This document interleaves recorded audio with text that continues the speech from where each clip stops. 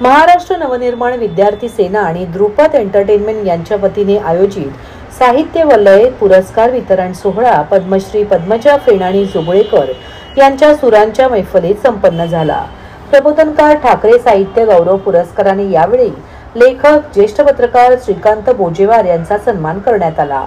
साहित्य क्षेत्रातील उल्लेखनीय कामगिरीचा गौरव करण्यासाठी दरवर्षी दिला जाणारा साहित्य वलय पुरस्कार 2025 हा सोहळा शुक्रवारी गडकरी रंगायतन येथे महाराष्ट्र नवनिर्माण सेनेचे नेते अमित राजसाहेब ठाकरे यांच्या प्रमुख उपस्थितीत तसेच मनसेचे नेते अभिजित पानसे, दिग्दर्शक कवी विजू माने, अभिनेते सुयश टिळक, रवींद्र मोरे, आयोजक मनसेचे सरचिटणीस संदीप पाचंगे व साहित्य विश्वातील मान्यवर यांच्या उपस्थितीत संपन्न झाला।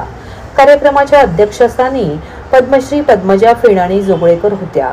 या वर्षीपासून दिला जाणारा प्रबोधनकार ठाकरे साहित्य गौरव पुरस्कार लेखक ज्येष्ठ पत्रकार श्रीकांत बोजेवार यांना रोख रक्कम, मानपत्र आणि सन्मान चिन्ह देऊन अमित ठाकरे यांच्या उपस्थितीत देण्यात आला।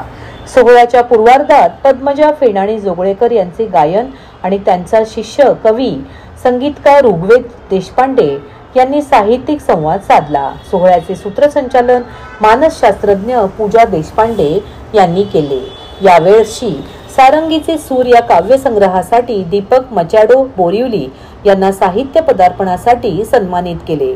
सर्वोत्कृष्ट कादंबरी म्हणून सवाष्ण या पुस्तकासाठी डॉक्टर क्षमा गोवर्धने शेलार, सर्वोत्कृष्ट स्त्रीवादी साहित्य विभागात विद्यापोळ जगताप सातारा यांना बायग या साहित्य कृतीसाठी सन्मानित केले। साहित्य वलय पुरस्कार सोहळा आज आम्ही महाराष्ट्र विद्यार्थी सेना आणि द्रुपद एंटरटेनमेंट एकत्रितपणे आयोजित केला होता। संपूर्ण महाराष्ट्रभरातून आम्ही जवळजवळ जी पुस्तकं आली होती त्यांची संख्या बघता 300 ते 350 पुस्तकं प्रकाशित झालेली एका वर्षामध्ये आली होती आणि त्याचं परीक्षण करून 18 पुस्तकांना आपण पुरस्कार दिले होते। आणि त्याचबरोबरीने कैलासवासी प्रबोधनकार ठाकरे साहित्य गौरव पुरस्कार ज्येष्ठ पत्रकार लेखक श्रीकांतजी बोजेवार यांना आपण तो दिला होता आणि तो पुरस्कार देण्यासाठी स्वतः अमित राजसाहेब ठाकरे आज या कार्यक्रमाला आले होते आणि त्यामुळे त्यांच्या ठाकरेंच्या पिढीतील आजच्या पिढीतील अमितजी आले कार्यक्रमाला आल्यामुळे कार्यक्रम आणखीनच खूप चांगला झाला। त्याचबरोबर पद्मश्री पद्मजा फेणाणी जोगळेकर यांचा गायनाचा कार्यक्रम देखील आज या ठिकाणी सगळ्यांनी अनुभवला।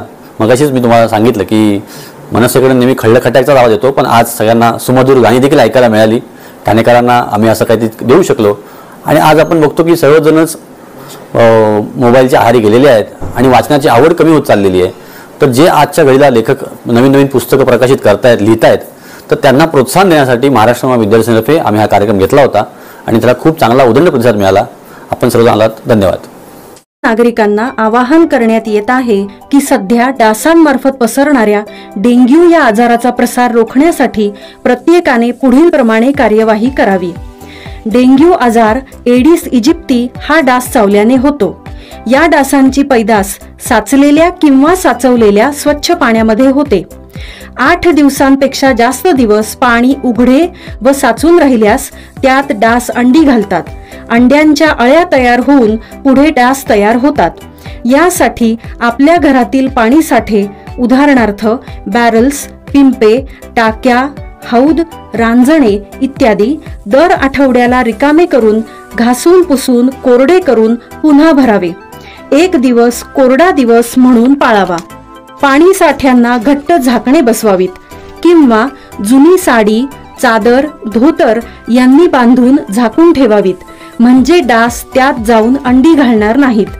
घराच्या गच्चीवर, आजूबाजूला, अंगणात कोठेही पाणी साचू देऊ नये। भंगार सामान उघड्यावर टाकू नये, उदाहरणार्थ टायर्स, प्लास्टिक सामान, कुंड्या, टाकाऊ वस्तू इत्यादी। अशा सामानात पावसाचे पाणी साठून त्यात डेंग्यूच्या डासांची पैदास होते। घरातील कूलर्स, फ्रीजच्या पाठीमागील ट्रे हे देखील वेळोवेळी कोरडे करावेत। लक्षात ठेवा, नुसत्या फवारणीने डास घनता कमी होत नाही, तर त्यासाठी डास पैदास ठिकाणे नष्ट करणे ही आपल्या सर्वांची जबाबदारी आहे। कोणताही ताप अंगावर न काढता जवळच्या शासकीय रुग्णालयात मोफत औषधोपचार घ्या। अशा प्रकारे नागरिकांनी सहकार्य केल्यास डेंग्यूचा प्रसार रोखणे सहज शक्य आहे। ठाण्यातील दररोजची वाहतूक कोंडी, पाणी टंचाई, बेकायदा बांधकामे अधिकाऱ्यांचा भ्रष्टाचार, क्लस्टर योजना, झालेला फज्जा, काम न करता काढलेली बिले, वाढलेली गुन्हेगारी आदी प्रश्नांना ठाणेकर नागरिक अक्षरशः वैतागला आहे। या सर्वसामान्य ठाणेकरांना भेडसावणाऱ्या प्रश्नांच्या आणि ठाणे महापालिकेच्या भ्रष्ट कारभाराविरोधात शिवसेना उद्धव बाळासाहेब ठाकरे आणि महाराष्ट्र नवनिर्माण सेनेने एल्गार पुकारला आहे। येत्या सोमवारी 13 ऑक्टोबर रोजी ठाणे पालिकेवर भगवे वादळ धडकणार असून पालिका आणि एवढी वर्ष सत्तेत असणाऱ्यांचे वाबाडे करण्यात येणार आहे। या मोर्चाला राम गणेश गडकरी रंगायतन येथून संध्याकाळी 4 वाजता सुरुवात होणार आहे। ज्या ठाणेकर नागरिकांनी आपले सुसंस्कृत ठाणे पुढे बघायचे आहे त्यांनी आपल्या कुटुंबासह या मोर्चात सहभागी व्हावे असे आवाहन दोन्ही पक्षांच्या नेत्यांनी केले आहे। शिवसेना आणि मनसेची ठाण्यात एकत्रित पत्रकार परिषद आज 3 नाका येथील टिपटॉप येथे पार पडली।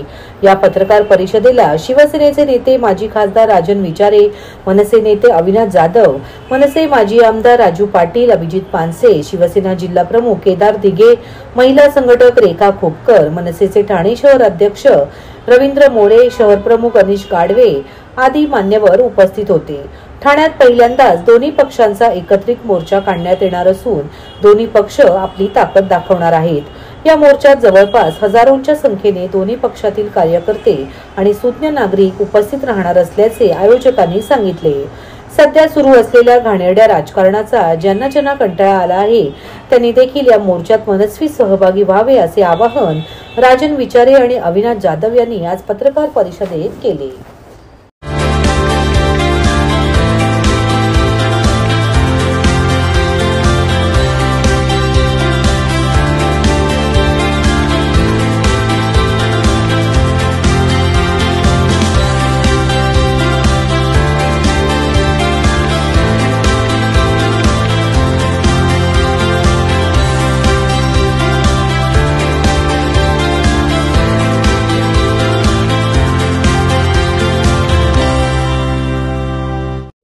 मानसिक आरोग्य ही केवळ वैद्यकीय संज्ञा नाही तर प्रत्येकाच्या जीवनाचा अविभाज्य भाग आहे।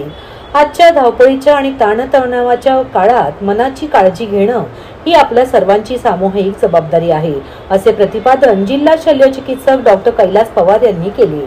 10 ऑक्टोबर रोजी जागतिक मानसिक आरोग्य दिन या निमित्त ठाणे सिव्हिल रुग्णालयात आयोजित विशेष कार्यक्रमात ते प्रमुख मार्गदर्शक म्हणून बोलत होते।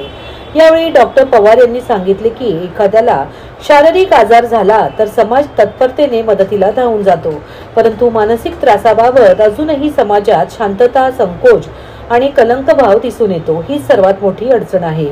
आपत्कालीन परिस्थितीत मानसिक आरोग्य सेवांची उपलब्धता ही केवळ रुग्णालयापुरती मर्यादित राहू नये।